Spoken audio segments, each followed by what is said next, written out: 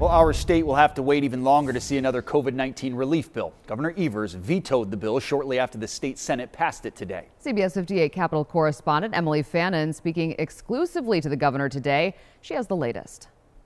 Governor Evers tells me this bill is not the one he originally agreed to that was once called a compromise after Assembly Republicans added several provisions to the bill that Evers said would have impacted the state's efforts to combat COVID-19. They know full well what issues that we had all agreed upon, and apparently that didn't make a difference to them.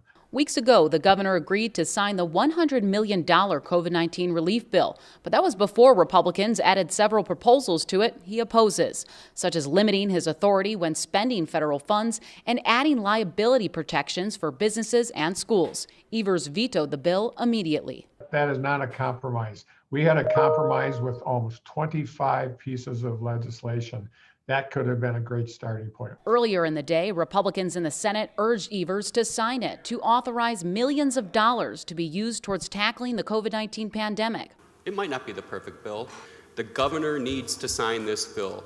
This bill is vitally important for the state of Wisconsin. Evers' veto means the state is now at risk of losing millions in federal funding for those who rely on unemployment benefits. Sunday was the deadline to extend the state's one-week waiting period.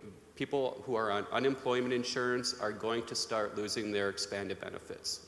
This is going to cost them $6.5 million over the next 5 or 6 weeks. The governor tells CBS 58 News that decision was difficult for him, but says a majority of the bill was not what he originally agreed to. That was hard for me.